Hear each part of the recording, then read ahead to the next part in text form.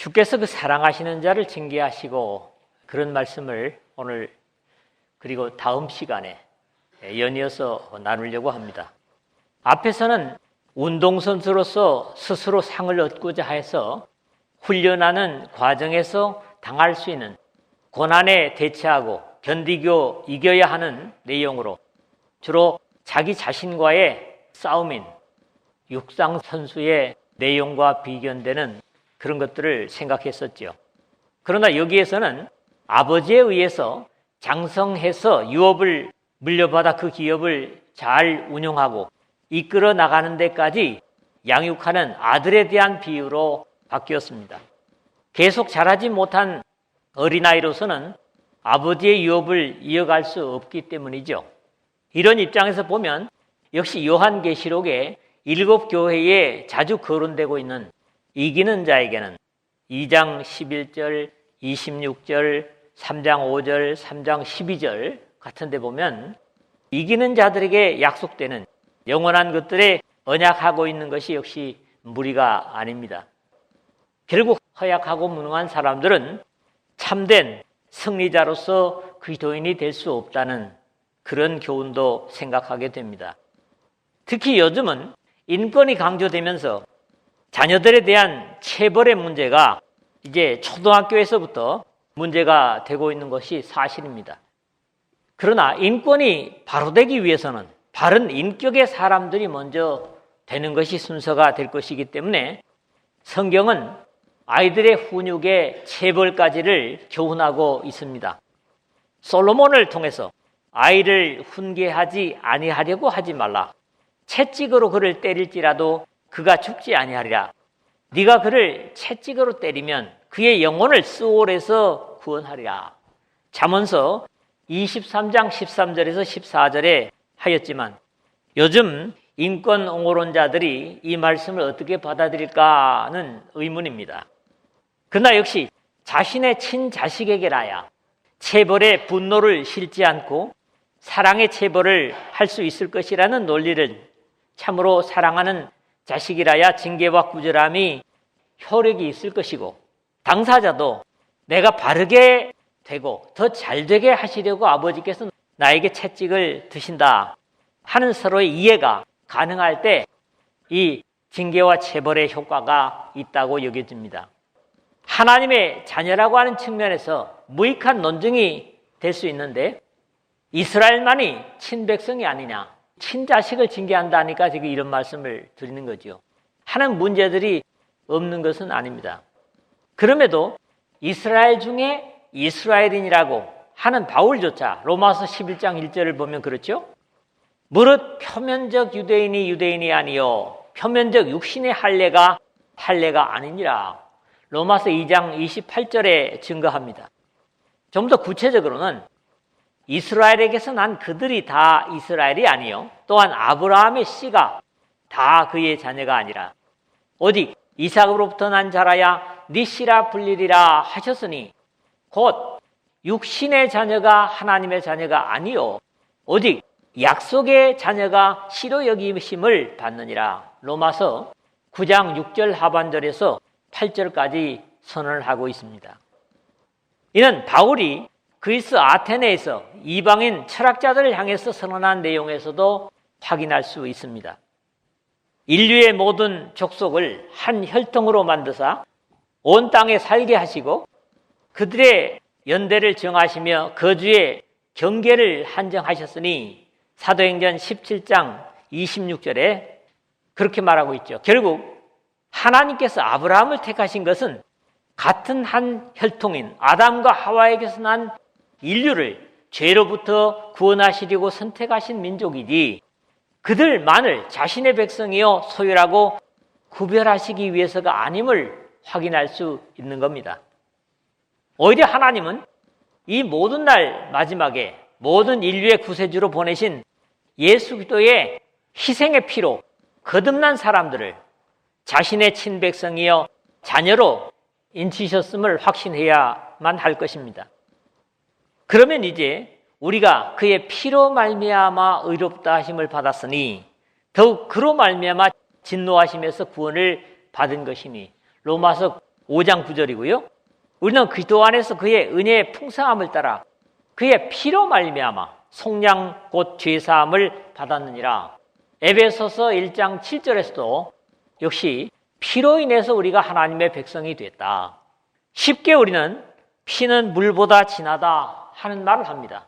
우리가 어떤 방법으로나 종교적인 것으로 하나님의 자녀가 된 것이 아니라 예수님의 피로, 참 아들이신 예수의 피로 하나님의 자녀가 됐다 하는 확신을 가질 필요가 있습니다. 그러므로 오늘 내가 하나님의 백성으로 살기 위해서 고난과 어려움을 당하고 있다면 그래도 나를 버리지 않으시고 친자식으로 대우하시니 감사드립니다 라고 감사하며 하나님께는 영광을 드리고 우리 자신으로서는 구속의 은혜에 참여함을 감사하는 그런 친백성으로서의 찬양을 하나님 앞에 드리는 여러분 되시길 주의 이름으로 부탁을 드립니다. 첫 번째로는 4절입니다. 이 말씀은 한마디로 얘기하면 뭡니까? 아직은 감당할 만하지 않느냐 이런 얘기죠. 이 부분도 역시 믿음 생활을 하는 것을 경기하는 앞의 내용에 연결되는 부분이면서 경주하는 각자의 스스로의 훈련에 비유했던 내용에 이어서 어쩌면 서로 치고받는, 그래서 피를 흘릴 수 있는 권투 경기 같은 것을 상상하게 합니다. 여러분이 육상도 그렇지만 권투도 이게 예전에 이스무스 경기에서부터 역사가 오래된 그런 운동 종목입니다. 다만 상대를 죄와 싸우되 라는 설정을 함으로써 역시 우리 각자 지상에서 평생 동안 싸워야 될 대상이 죄라고 말함으로써 결과적인 대상을 말하고 있습니다. 결국 죄를 짓게 하는 것이 마귀 사탄이지만 그 어둠의 대상과의 싸움에서 지게 될 때 죄를 범하게 되는 것도 이해할 수 있습니다. 주님께서 요한 사도를 통해서 하나님께로부터 난 자는 다 범죄하지 아니하는 줄을 우리가 아노라. 하나님께로부터 나신 자가 그를 직심해 악한 자가 그를 만지지도 못하느니라 하는 요한일서 5장 18절에 확인을 하고 있습니다. 좀 더 구체적인 사실을 죄를 짓는 자는 마귀에게 속하나니 마귀는 처음부터 범죄함이라. 하나님의 아들이 나타나신 것은 마귀의 일을 멸하려 하심이라. 요한일서 3장 8절에 증거함으로써 죄를 짓게 만드는 마귀를 멸하려고 하나님의 아들이 오셨음을 증거하고 있습니다. 이 히브리서 기자도 자녀들은 혈과 육에 속하였음에 그도 또한 같은 모양으로 혈과 육을 함께 지니심은 죽음을 통하여 죽음의 세력을 잡은 자 곧 마귀를 멸하시며, 우리가 이미 앞에서 2장 14절에 같은 증거를 나눈 바 있습니다. 아무리 믿음의 사람들이 죄와의 싸움을 말한다고 해도 누구보다도 죄의 비극을 해결하기 위해서 피를 흘리신 이는 바로 우리 주 예수 그리스도이십니다. 때문에 오늘 주님을 따르고 하나님을 섬기기 위하여 힘겨운 믿음의 싸움을 싸웠다고 해도 주님만큼 피 터지게 싸워본 경험은 없을 것이라는 의미도 됩니다. 너희가 죄와 싸우되 아직 피 흘리기까지는 대항하지 아니하고, 오늘날 신앙의 사람들이 아무리 어려움을 당한다고 할지라도 하나님이시면서 선택된 자신의 민족으로부터 외면을 당하시고 온 인류의 대표로 상징되는 로마의 군인들로부터 조롱과 채찍을 당하신 예수 그리스도께서 당하신 수치와 고통에는 견줄 수 없을 겁니다. 그렇다면 우리가 당하는 환난이나 고통에 불평할 수 없습니다. 오직 하나님의 자녀로서의 의를 행함으로 죄가 있어 매를 맞고 참으면 무슨 칭찬이 있으리요. 그러나 선을 행함으로 고난을 받고 참으면 이는 하나님 앞에 아름다우니라 하는 베드로전서 2장 20절에 사도의 위로를 온전히 의를 행함으로 죄와 싸움으로 이길 수 있는 여러분 되시기를 주의 이름으로 부탁을 드립니다. 두 번째로는 5절 6절입니다. 하나님은 아무나 징계하시는 것이 아니고 사랑하시는 자를 징계하시고, 그러므로 역으로 얘기하면 사랑받는 자가 하나님으로부터 징계를 감당한다는 겁니다. 어려움을 당하는 하나님의 백성들에게 사랑하시는 자식은 반드시 훈육을 한다는 아버지의 사랑을 지혜의 사람 솔로몬의 잠언을 통해서 교훈하고 있습니다. 징계받는 자식이 절대로 잊지 말아야 하는 한 가지는 아버지는 자식을 미워서 고통을 주는 것이 아니라는 사실입니다. 우리 아직도 학생으로 있는, 청년으로 있는 여러분들 그걸 기억하십시오. 인용된 내용을 보면 내 아들아 여호와의 징계를 경히 여기지 말라. 그 꾸지람을 싫어하지 말라. 대저 여호와께서 그 사랑하시는 자를 징계하시기를 마치 아비가 그 기뻐하는 자식을 징계함과 같이 하시느니라. 이 잠언서 3장 11절 12절에 기록되고 있습니다. 또 아들들에게 권하는 것 같이 너희에게도 권면하신 말씀도 잊었도다 5절에 상반절에 그랬는데 우리가 믿음으로 인해서 어려움을 겪는다면 역시 이 사실을 잊지 말라는 당부가 그 첫째입니다. 만약에 이 사실을 자식이 잊어버린다면 아버지의 사랑은 안타까움으로 끝나고 훈육의 가치를 잃게 될 것이기 때문입니다. 특히 여기 권면하신다 그런 말씀이 파라클레시스라는 말입니다. 그래서 가까이 부름 또는 옆으로 부름 그런 의미를 가진 말이라는데 의미를 찾을 수 있습니다. 그러므로 어려움과 환난을 당하고 있다면, 채찍질을 당하고 있다면 아버지께서 더욱 가까이 계심을 의식하고 더욱 순종할 필요가 있다는 겁니다.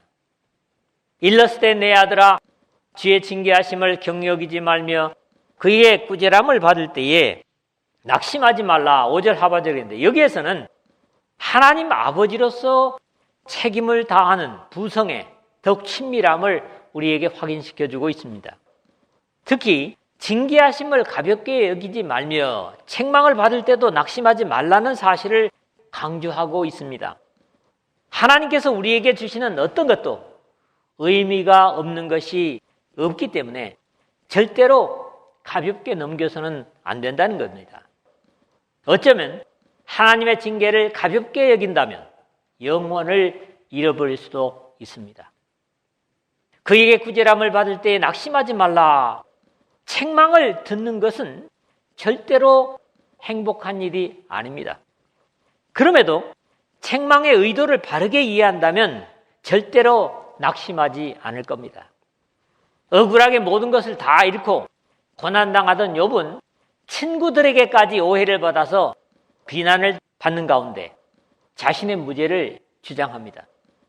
그러나 최종적으로 직접 책망하시는 하나님께 대하여는 내가 주께 대하여 귀로 듣기만 하였사오나 이제는 눈으로 주를 배움나이다. 그러므로 내가 스스로 거두어드리고 티끌과 재 가운데서 회개하나이다. 욥기서 42장 5절 6절에 그렇게 고백을 드리고 있습니다. 사랑의 아버지는 자식을 보다 오래, 아니 하나님 같으면 영원히 가까이에 두기 위해서 짧은 순간 동안 징계하시고 꾸짖으시기 때문에 이런 기회를 하나님의 사랑을 확인하는 기회로 받아들일 것을 교훈하고 있는 겁니다. 특히 여기 징계하심, 파이데이아라는 양육, 교육, 어린아이들을 훈육하는 그런 낱말이 사용되고 있습니다. 아무리 장성한 사람일지라도 하나님 앞에서는 어린아이나 다름이 없이 불완전한 존재들일 뿐입니다. 그런 입장에서 예수도 외에는 하나님 앞에 가르침이나 권면이 필요 없을 정도로 완전한 사람은 없다고 봐야만 합니다. 주께서 그 사랑하시는 자를 징계하시고 그가 받아들이시는 아들마다 채찍질을 하심이라 하였으니 6절에 그랬는데 아버지가 사랑하는 아들을 징계하는 이유를 말하면서 아들을 단련하는 아버지 역시 그 마음은 편치 못할 것임을 간접적으로 표현하는 것을 이 말씀 속에서 이해하게 됩니다. 특히 여기서는 아버지라는 비유적인 표현보다는 주께서 그 사랑하시는 자를 징계하시고 라고 하나님께서 반드시 사랑하시는 자를 징계하신다고 확인시킵니다. 그러므로 징계를 받을수록 하나님께서 누구보다도 나를 그 징계받는 당사자를 얘기하는 겁니다.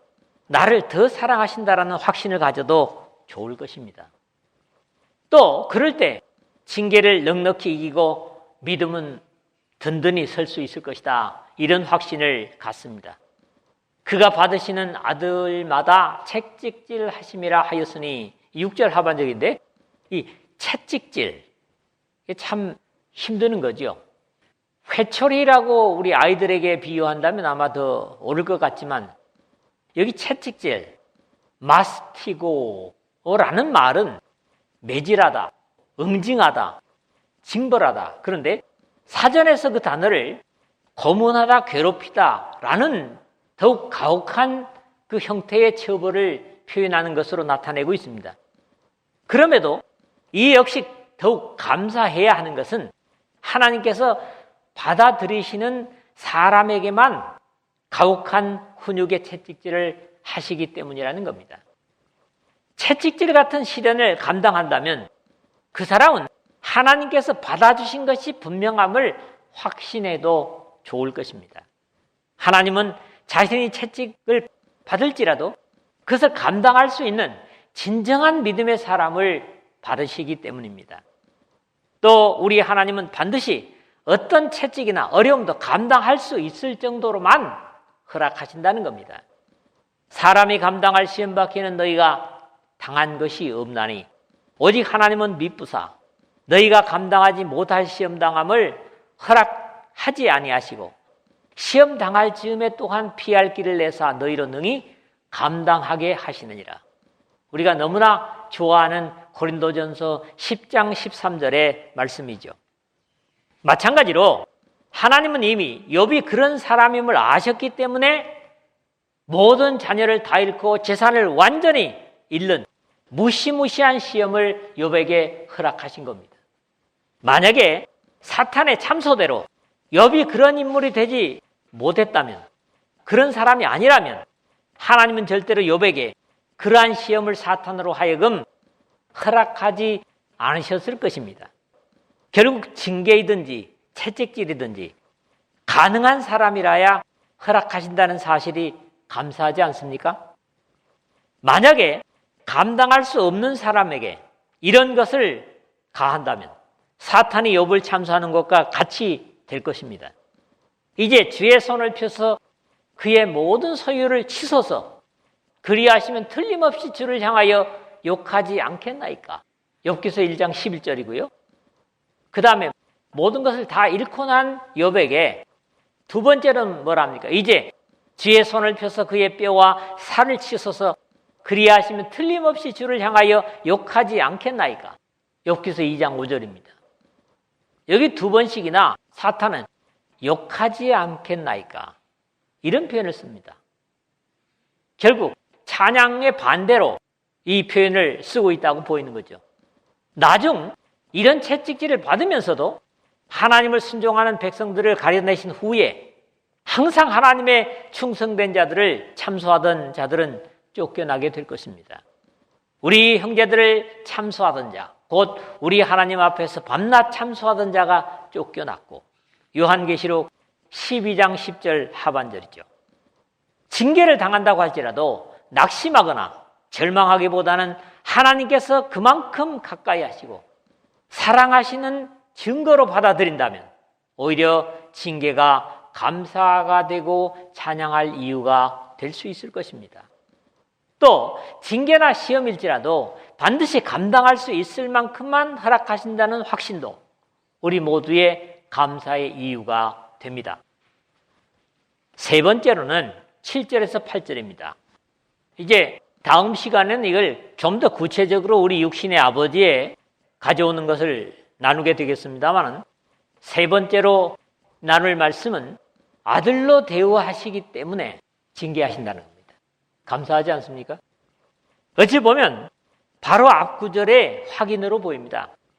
만약에 제대로 성장하지 못하거나 잘못 가는데도 그대로 버려둔다면 그것은 분명 자신의 자식이 아니라 자신과 관련이 없는 존재이기 때문에 그냥 버려두는 것이 되기 때문에 징계를 받고 있다면 오히려 하나님의 자녀됨을 확신하고 감사라고 하는 것과 어울리는 내용이지요.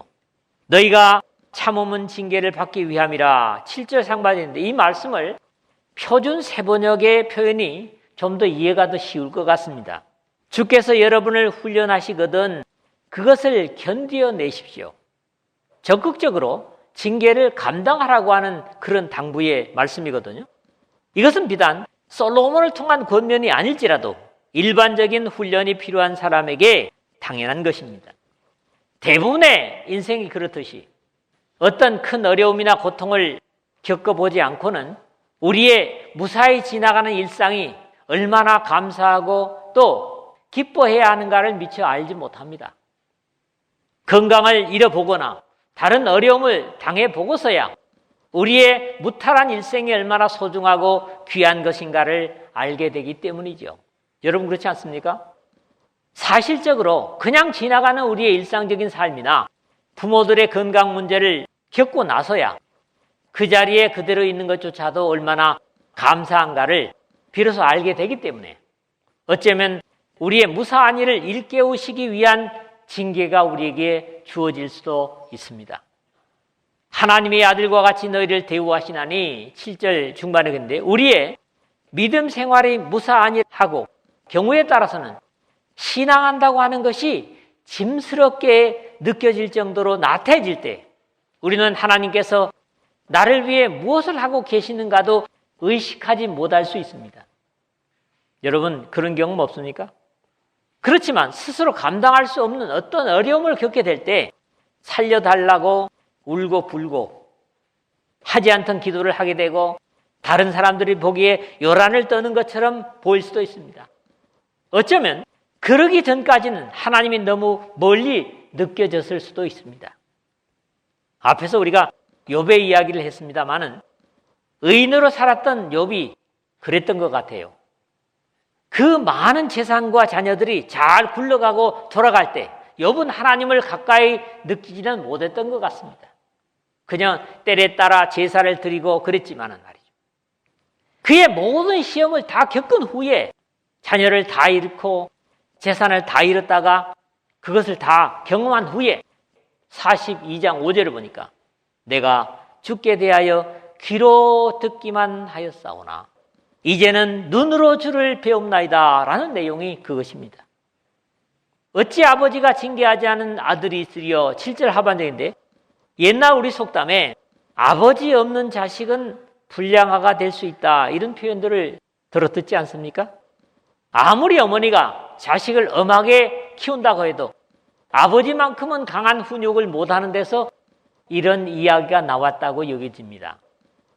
또 남의 자식은 아무리 잘못을 저질렀을지라도 매질했다면 폭력으로 오해받기 쉬운 것이죠. 이런 입장에서 아버지라는 자리는 사랑의 표현이 쉽지 않은 것을 하나님 아버지의 사랑에서 확인할 수도 있는 겁니다. 그러므로 아버지가 아들을 징계했다는 사실은 아버지가 그 아들을 진정으로 사랑했다는 사실이라는 것이고 마찬가지로 하나님께서 자신의 백성을 징계하셨다면 역시 그를 자신의 사랑의 자녀로 인정하시는 것이 분명하다는 이론입니다. 하나님 앞에 믿음이 있는 듯 없는 듯 죄를 짓는데도 하나님의 징계가 없다면 오히려 안타까워하고 슬퍼해야 될 것입니다. 왜 하나님이 나를 사랑하지 않는가라는 의문을 가질 필요가 있는 거지요. 그러므로 아버지가 아들을 징계했다는 사실은 아버지가 그 아들을 진정으로 사랑했다는 사실이라는 것이고 마찬가지로 하나님께서 자신의 백성을 징계하셨다면 역시 그를 자신의 사랑의 자녀로 인정하시는 것이 분명하다. 제가 반복하는 겁니다. 이런 입장에서 그리스도인들이 이 세상에서 고난을 당하고 있다면 자신을 아들로 대우하시는 주님께 감사할 충분한 이유가 됩니다.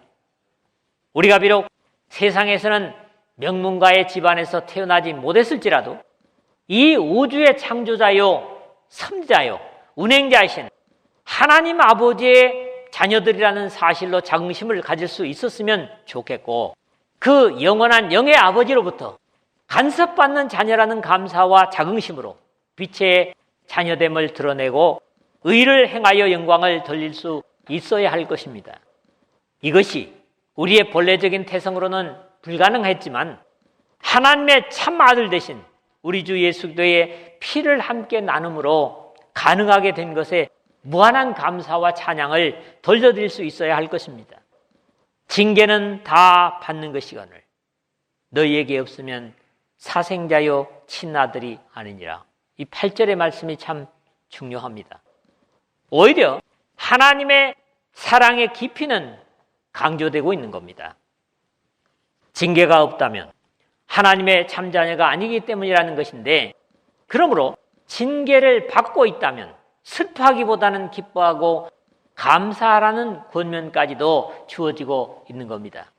특히 여기 주목해야 하는 것은 징계는 다 받는 것이거늘 이라는 표현입니다.